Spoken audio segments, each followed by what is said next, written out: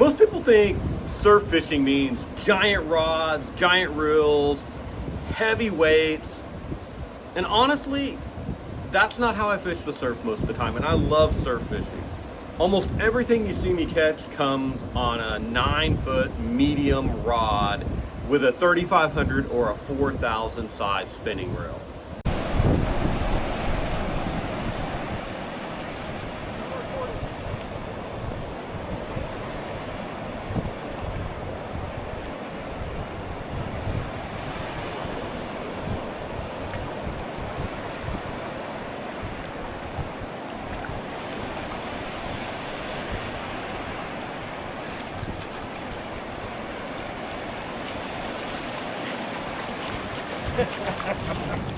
I don't know what he is. I don't see the markings of the black tip. I don't see the markings of the spinner. We're just gonna let him go.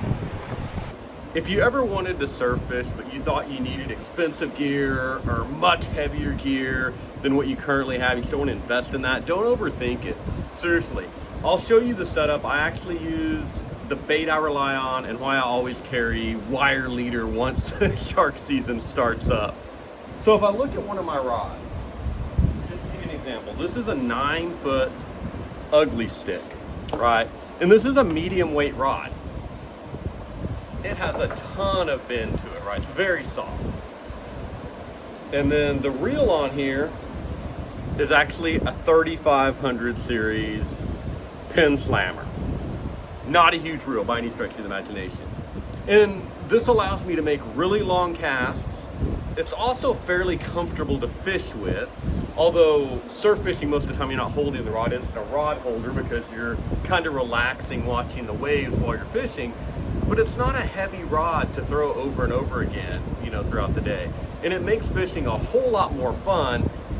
And most of those big sharks that people are targeting are way out there in the third, the fourth guts. And we're fishing the first and second guts for reds, trout, drum, puppy sharks will be in there.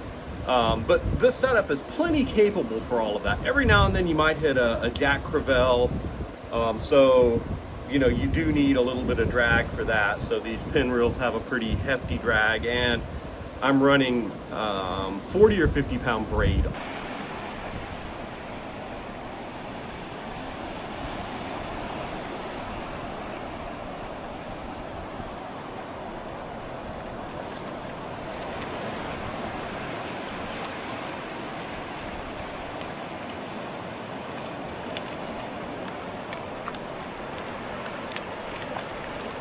That is a big speck.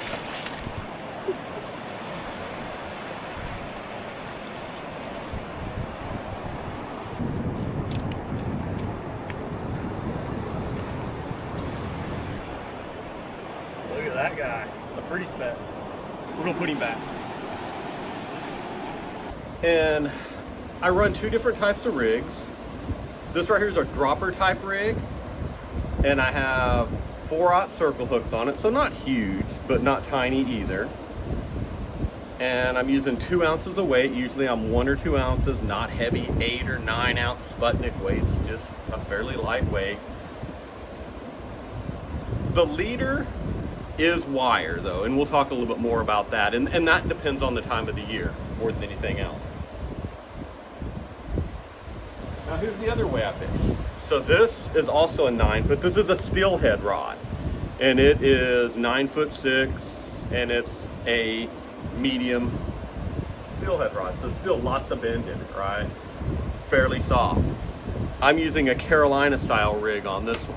So you have your weight that slides up and down, and this is a Cali style hook.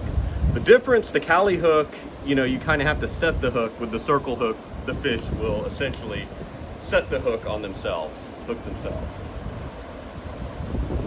Now I touched on wire leader, and I use a light wire leader. I'm using 40 or 50 pound wire leader, 7x7, so it's really flexible.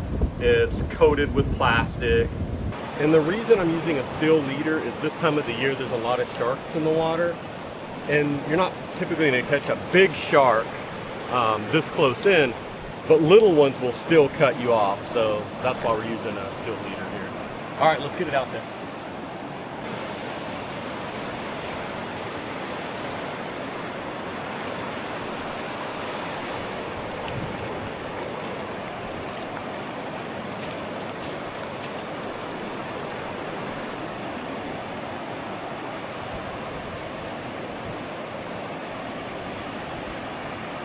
That's a bonnet head. I'm gonna let him go. Hopefully he's still alive. No, a bait of choice is typically mullet. I would rather them be live than dead. These are some I caught this morning. These are too big to use live. I'm not targeting fish that big. I like them about 6 inches, you know, for fishing live, but I caught a bunch of larger ones, so I'm using those as cut bait.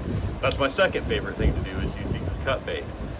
Fresh shad also works as cut bait, and the way I get all this is I just throw a cast net. All right, this is a small cast net, and when I can't see the bait in the water, I typically throw a smaller cast net because I can throw it a lot more than a larger cast net.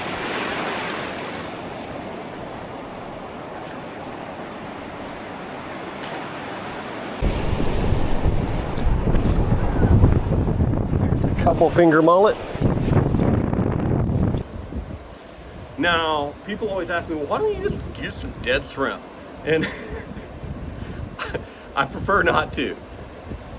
The problem with dead shrimp is it attracts everything, and specifically hardhead catfish.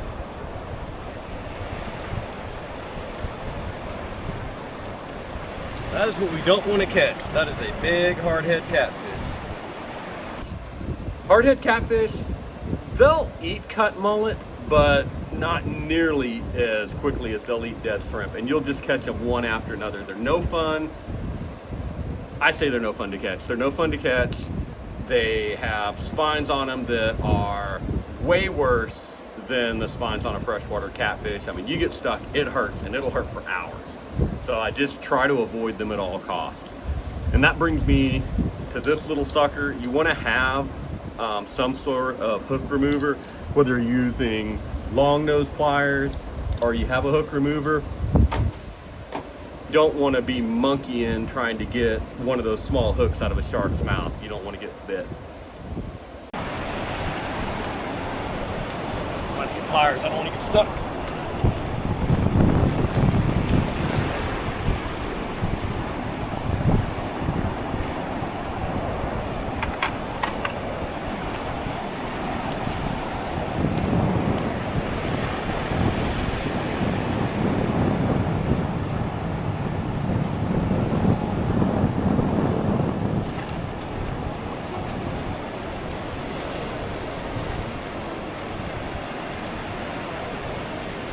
But anyway, I'd rather fish live or dead cut bait and spend more time catching game fish like trout, redfish, black drum, the occasional snook, those sorts of things, as opposed to catching hardheads on dead shrimp.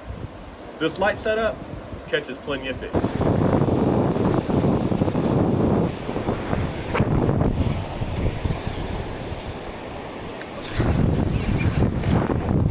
There we go.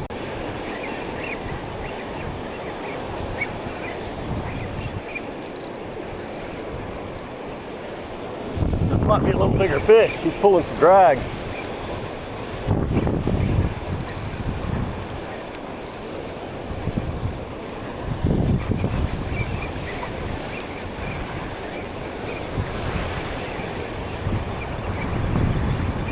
Swimming towards me. There he is.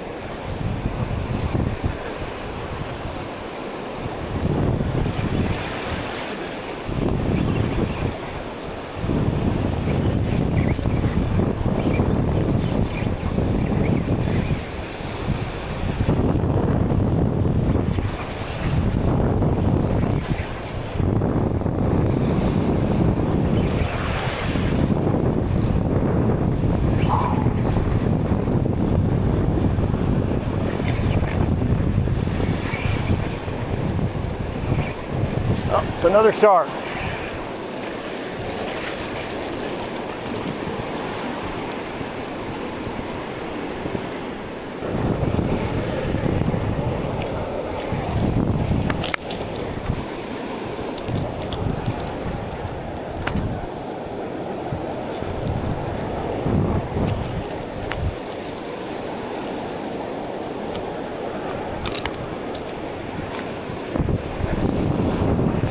There you go. Little shark. We'll let this guy go. There you go. You can even use a regular 7-foot rod bait casting reel if you want to, and do this type of setup with it. Or I do this sometimes if there's a lot of trout in the surf. I'll use a popping cork and either use live bait on it, live mullet, live croaker, whatever I've got, or like a gulp shrimp, or even just like a voodoo plastic shrimp, and work that and catch plenty of trout in the surf. So really a 9-foot rod, 4,000, 3,500 size spinning reel, simple rig, fresh bait, it's all you need to get started in Texas surf. The other thing that's nice to have is a rod holder. This is just a piece of PVC. Surf fishing is relaxing, right? You put this in the ground, stuff it down in the sand, stick your rod in it, and you watch your rod.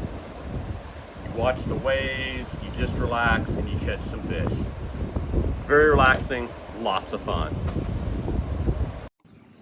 One last thing before we wrap this up. Hardheads aren't the only fish in the surf you need to be careful with. There's also gaff top cell catfish, which are similar to hardheads. They're a little bigger typically, so they're a little easier to handle. The larger ones you can lip, the smaller ones you probably need to be a little more cautious with so they don't flick and get you. Stingrays have venomous barbs on their tail, and we'll cover that at a different time, how to handle those, but you need to control that tail if you can while you dehook them. Then we have stargazers, which have poisonous spines, but also produce an electric shock kind of on the top of their head. So you got to be cautious of those. So if you're not sure what you've caught, don't grab it until you know what you're dealing with. Use your pliers, your dehooker, control the tail of the stingray, and keep your hands clear, then release it safely. Let me know how you surf fish. Do you surf fish like I do? Do you do things differently? Do you have any tips for me? I'm always learning as well. Drop me a comment. I answer every one of them. We'll see you on the next one.